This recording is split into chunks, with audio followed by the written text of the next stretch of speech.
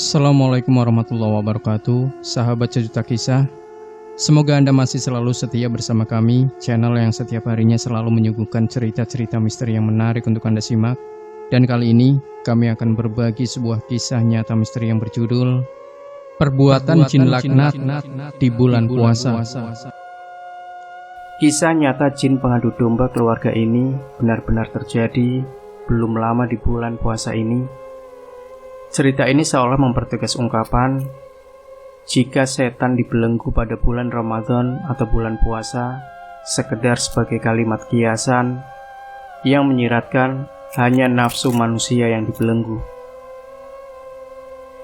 Kejadian mengejutkan terjadi pada salah satu tetangga saya di kampung halaman, sebut saja Dwi Kuncoro, yang kebetulan berprofesi sebagai seorang penjaga malam di sebuah pabrik. Beberapa hari belakangan, Kuncoro memang mengeluh jika kepalanya kerap pusing, terutama menjelang adzan maghrib.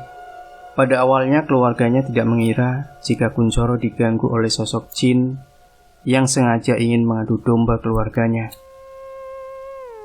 Bermula dari kejadian mistis di tempat kerja, di mana Kuncoro mengalami kesurupan dan mengigau dengan mengungkapkan berbagai cerita tentang salah satu keluarganya, yang tak lain adalah Eko Prastowo. Eko adalah kakak kandung Kuncoro yang telah berkeluarga dan sudah tinggal bersama istri dan anaknya. Sepeninggal ayah mereka, Nyai Sutina sebagai seorang ibu menginginkan segala harta warisan peninggalan mendiang ayahnya dibagi rata untuk kedua putranya, yakni Eko dan Kuncoro. Meskipun selama ini Eko dan Kuncoro merupakan saudara kandung yang selalu menyayangi dan saling toleransi, namun karena pembagian warisan, terutama hak atas tanah pekarangan dari almarhum ayahnya, terasa kurang sesuai, membuat keduanya sempat beradu mulut. Bukan perkara ketidakadilan dalam pembagiannya, Eko merasa dirugikan karena mendapatkan warisan di belakang rumah adiknya, di mana dalam pekarangan tersebut, Kuncoro telah mendirikan rumah tepat di pinggir jalan raya. Karena merasa akses jalan serta nilai ekonomis antara pekarangan Kuncoro dan Eko sangat jauh berbeda, Eko sempat naik pitam. Namun karena rasa sayangnya kepada adik serta ibunya, apalagi mengingat status Eko sebagai seorang perangkat desa yang terhormat, akhirnya Eko menerima pembagian warisan tersebut dengan ikhlas. Beberapa bulan setelah pembagian hak waris tersebut, tepatnya pada awal bulan puasa tahun ini, Kuncoro tiba-tiba mengalami penyakit aneh. Dia kerap merasa pusing, terutama ketika menjelang berbuka puasa. Puncak keanehan terjadi manakala Kuncoro mengalami kerasukan di tempat kerja, sehingga seorang teman mengantarnya pulang. Beberapa hari istirahat di rumah rupanya tidak serta-merta mengurangi penderitaan Kuncoro. Bahkan dalam waktu 3 hari terakhir, dia terlihat lebih sering merasa pusing dan kesurupan.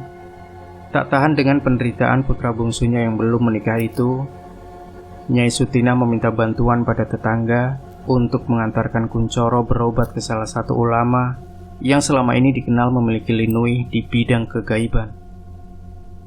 Singkat cerita, ulama yang dimaksud, sebut saja Mbah Zainal, memulai prosesi penyembuhan dengan melafalkan ayat-ayat Al-Quran, layaknya proses ruqyah yang kerap dilakukan. Benar saja, dalam prosesi tersebut Kuncoro tiba-tiba kesurupan, kejang-kejang dan berteriak.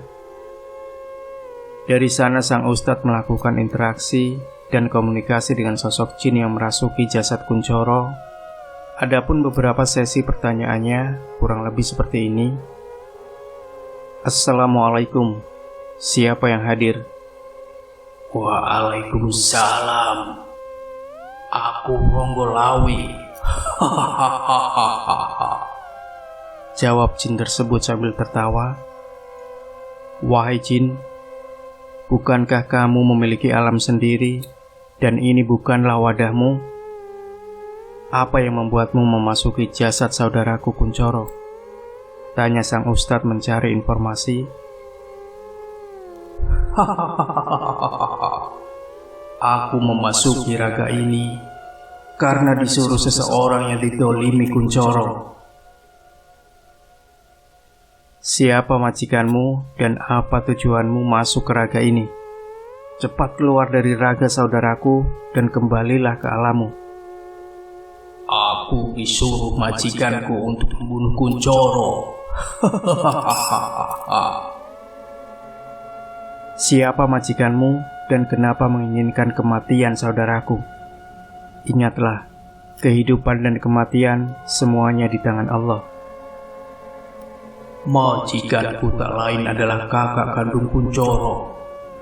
Jika dia ingin sembuh dari penderitaannya, suruh dia minta maaf pada kakaknya.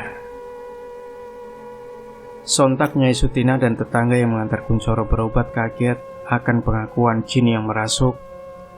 Kemudian mereka mengatakan dengan pembagian warisan yang belum lama dilakukan oleh Eko dan Kunchoro. Untuk memperjelas semuanya, sang ustadz kembali bertanya pada jin yang mengaku bernama Ronggolawe itu.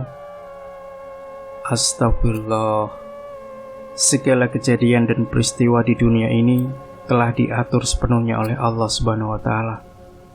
Dia Maha Penguasa dan tidak ada hak bagimu mencampuri urusan manusia. Bertaubatlah hai Ronggolawe dan kembalilah ke alammu.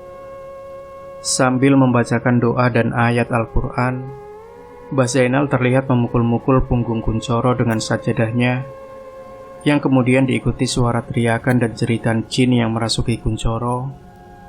Ampun, stop, jangan, panas, teriak jin itu sambil mengguling-guling di lantai. Keluarlah dan jangan kembali mengganggu, apalagi memasuki raga ini. Raga ini bukan milikmu. Alam ini alam manusia, dan kamu memiliki alam sendiri, yakni alam jin. Aku diperintah majikanku untuk membunuh Kunchoro, agar dia menjadi pewaris tunggal atas harta peninggalan bapaknya. Jika aku kembali nanti, juga akan diperintah memasuki raga ini lagi. Jika kamu ingin aku keluar, keluarkanlah dan penjarakan aku di suatu tempat, sehingga majikanku tidak lagi dapat memanggilku. Sambil membawa sebuah batu yang didapatkannya dari halaman depan rumah, kemudian beliau berkata, "Baiklah, jika itu kemauanmu, keluar dan masuklah kamu pada batu ini. Insya Allah majikanmu tidak lagi dapat menemukanmu." Setelah itu, perlahan jin tersebut tidak lagi berteriak. Tubuh Kunchoro terlihat lemas dan pingsan. Dari proses ruqyah tersebut, Mbah Zainal mewanti-wanti pada Nyai Sutina dan beberapa tetangga yang mengantarnya untuk tidak mempercayai apa yang diungkapkan oleh jin tadi, karena pada dasarnya jin tersebut hanya menginginkan ketidakharmonisan keluarga dengan menghasut dan mengadu domba. Semoga kisah jin pengadu domba keluarga di bulan puasa ini bisa memberikan kita pelajaran sekaligus peringatan agar tidak mudah terhasut oleh jin dan setan. Demikian sahabat sejuta kisah, semoga kita bisa mengambil hikmah dari kisah ini. Jangan lupa berikan komentar Anda, like, share video ini, subscribe channel Sejuta Kisah, dan kembali nantikan cerita misteri terbaru dari kami. Wassalamualaikum warahmatullahi wabarakatuh.